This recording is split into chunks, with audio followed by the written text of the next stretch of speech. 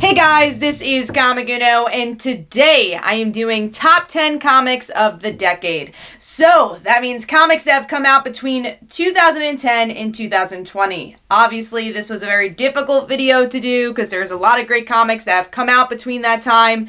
But let's get started. My number 10 is Saga. So actually, this is a book that I did not originally pick up when it first came out. I remember there was just a lot of people talking about it, and I'm like, oh, whatever. Like, it didn't go on my radar. I wasn't that impressed with the plot of it. And then I obviously read it, and I'm like, why didn't I read this book?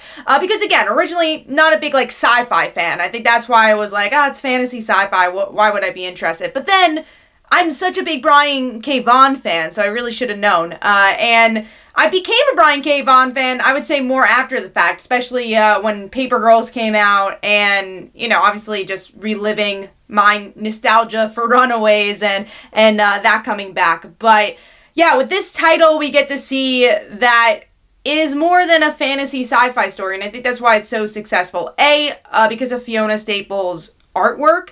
It's so out of this world, but also very simple, the pencils, and it just completely works, and this obviously puts Fiona Staples on the map, and just the creativity that she's able to come up with, and of course with Bryan K. Vaughan's script, and what's great about the scripts is that it's so grounded. Again, it's this out of this world story of Romeo and Juliet in space, pretty much. These two people that shouldn't be together because of politics are together, and it's a story about them running off and trying to have a family, and all the adventures they go along with it. Now, a reason why this is on my list as well is the big moments that this book has. It's not afraid to have a gut punch and totally revamp the story. And then also, Hazel's monologue is what really brought me to love Saga, especially as I read it through the omnibus. That's actually how I first read Saga. It's her voice and that beginning line, or some of her beginning lines saying, I'm no one special, I'm not anybody, but I just want to tell my parents' story. And obviously that's so different from this type of tale, or any tale in general. It's usually that person that you don't think is anybody who's gonna be a somebody, and she's like, nah, like, I'm just a person, and I just want to say this story. So, and I like that it's told from the future, and her looking back at the story. So I could go all day of why Saga is great, but that's my number 10. Number 9 is a series that has had a couple of volumes, but that is American Vampire. It will be wrapping in 2020 with its last volume, and this is a series that puts Scott Snyder on the map. Before Batman, this was kind of his baby, and continues to be his baby. But what I loved about this is obviously its tale of American history through a vampire's eyes, and going through 1920s Hollywood and the 60s and all that. But it really was Pearl and Henry that made this book for me. So the book is about this girl who wants to be an actress, and she goes to this Hollywood party and dies. They kill her because they're vampires, and they're old-time vampires. And then we have this character named Skinner who just out of fun revives Pearl, and she becomes an American vampire, which there's not many of them. There's like 3 in the series, and obviously it's Pearl's journey going throughout life and living through America's biggest times, and her having the love of her life, and him not being a vampire and him aging. So that's a big part of the story. So it's really great. And also the artwork by Rafael Albuquerque is out of this world. It's haunting. I love the visuals for the different vampires that we get to see throughout the series. But if you are in love with American history and you want to read a really good character-driven story, this is a series I tend to go back to a lot. And very excited for the 3rd volume to see how it ends overall. Moving on to number 8, which is the New 52 run of Batgirl, which is definitely my favorite New 52 run overall, and probably my favorite Gail Simone story of all time. And obviously when this was first announced, I was kind of worried. I was also excited because Gail Simone was on it, but I remember, I was just such a huge Stephanie Brown fan. I'm like, how how are we going to have Barbara as Batgirl again? How is this going to work? And what I loved is that it respects everything that has come before with Barbara Gordon, her being Oracle and her trauma that she went through the Killing Joke, and really puts that trauma to a head in this series of her really dealing with it. And yeah, overall, just love this story and how intense it was. And then obviously then we went to like Burnside Batgirl, which was really interesting. That was the total flip side and got a lot of people that might not even read DC Comics or Batgirl into Batgirl and into comics. So I thought that was very special too, and to see that transition between Steph, Barbara's Batgirl, and then Burnside Batgirl is a really interesting time in comics. Moving on to number 7, which is Supergirl being super. Now, I've been a huge Supergirl fan all my life. It's the character for DC I would always go to when looking through the long boxes as a kid, and I've always enjoyed the character, especially Linda Danvers' character. And with Supergirl being super, it was just such a fresh story, but just got everything correct about Supergirl. And it's just her being a teen and her figuring out more about her powers and her past. And it shows really the theme of what it's like to be a teenager and how alien you could feel. So it does such a great job at metaphors, and one of the best coming-of-age stories I've read in comics. So if you enjoy coming-of-age stories, Mariko Tamaki hits it out of the ballpark, and obviously that is the genre that she usually is really great at writing and what made her name as well. So yeah, this is definitely the best Supergirl story I've read, and Joelle Jones, out of this world artwork as well. Just really being able to balance that strength, but also the teen anxiety that comes with being that age. So really well done book, and that is number 7.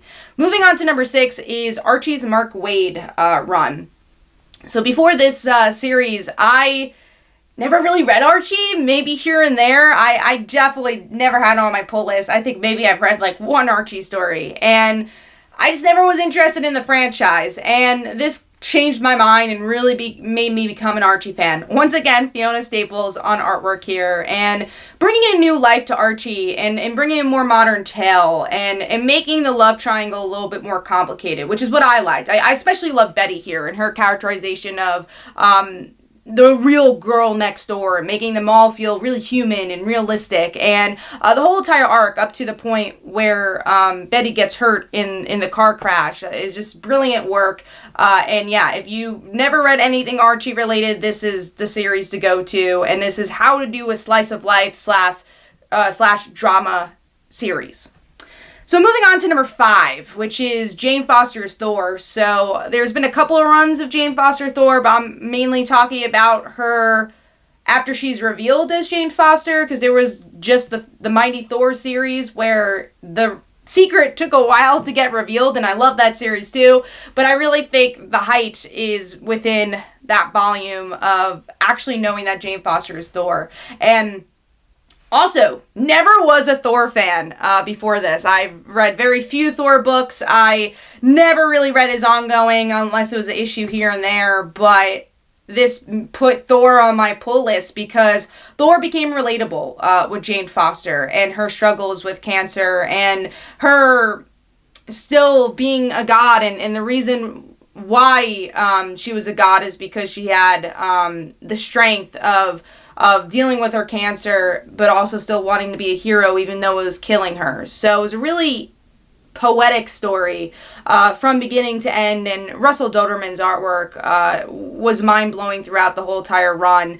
And I love the way he transitioned to Jane Foster's story, to Thor's story. I love the character design for Thor's new look, or Jane Foster's new look, and how now in 2020, and I guess a bit of 2019, the transition of her becoming Valkyrie and finding another superhero place. So love that run, and hopefully Jane Foster is here to stay for a very long time as a superhero, because I think she, again, is just a really inspiring superhero. Moving on to number 4, which is Ultimate Spider-Man Miles Morales. Now, I'm talking more of the one that was actually called Ultimate Spider-Man Miles Morales. Every issue of that book blew me away. It was at the height of I would say the Ultimate Comic Spider-Man, even though I love the Peter Parker stuff too, but every month it was pick of the week. And And the artwork by Dave Marquez was so good and really showed those emotions that were needed for a book like that. And there were so many big moments. And one that really sticks out to me was when Miles' mother died, the Venom arc. It kind of reinvented the Venom arc for me and showed that there were consequences to the story. Not that they didn't show that with Uncle Aaron, but again, you have the Uncle Aaron moment. There's so many big moments here that defined Miles and made him one of the most popular characters of the decade as a comic character, then obviously as a movie character, also into the Spider-Verse. But yeah, this is definitely the best Miles Morales stories that are out there, and just such a great chunk of time for the Ultimate Universe. And even adding other characters like Jessica Drew into there was a lot of fun. So, moving on to number 3, which is Paper Girls. So, I mentioned Bryan K. Vaughan for number 10, and now number 3 is Paper Girls. A show that is going to be a TV show and is completely done. So, it's 1 through 30, the amount of issues. But I could go on forever about why I enjoy Paper Girls. I actually did a whole video essay about why it's important, how it explores nostalgia, and you know, how the characters are important. But to try to boil down this series, it's about a group of 4 girls who end up time traveling, and they just want to get back home, and it's really a story about them growing up and figuring out more about themselves, and that's what makes this book so special. A, because you're getting a point of view of characters that they usually don't have a point of view in comics. 12-year-old girls from all different walks of life. And Bryan K. Vaughan really makes this such a beautiful character journey about what childhood friendship means and how it could grow and how you could grow apart and using time travel to do so. So, and then Cliff Chiang's artwork, again, going back to what Fiona Staples did with Saga, it was so imaginative. I'm sure with Bryan K. Vaughan's script as well, but there's this grounded element to it, especially when it comes to the characters. So, beautiful series. That's my number 3. Moving on to number 2, which is Kamala Khan's Ms. Marvel. Also a series that kind of has had different volumes throughout the years. I think there's about 2 or 3 with G. Willow Wilson. But yeah, the overall story of Ms. Marvel, when I read that first issue, it was something familiar, but also something completely different. Again, a point of view that we just didn't really get to see in comics. And having a Muslim lead was so special. And Kamala being this really relatable character at the same time, with kind of this Peter Parker-esque idea of her character, where she was just a geek, and that's why it felt modern. You know, Peter Parker is like, yo, he was bullied, like, you know, that was why we related to him, and he was a geek in that way. But Kamala was the modern geek, where she's like on the computer writing fan fiction about her favorite superheroes, and right from there you're like, oh my god, I love this character, and her just growing into her own as her powers grow. And you know, at first she used the mask as Carol because she didn't know who else to be, and then to really find out who Kamala was so special. And why I love this book, honestly, is the diversity of the supporting characters as well, and their narratives, where we get to learn about Bruno and his relationship with Kamala, Zoe, who I absolutely love in this book, where she is the stereotypical mean girl, and then we get to see her grow as the world is about to end, and she realizes, I don't want to lie anymore, and we find out that she was gay, and she has this really awesome coming out story. And then we go to Josh, who ends up becoming like a supervillain, and it's just such a really rich supporting cast that creates Ms. Marvel, and then also, of course, Jersey City as a whole being that setting, making this book stand out. So, Ms. Marvel is my number 2. Moving on to my number 1, which is Spider-Gwen. So, this is Jason Latour and Robbi Rodriguez's Spider-Gwen, and there's so many reasons why this book is so special. So, she wasn't supposed to be a character that was supposed to go past issue 1.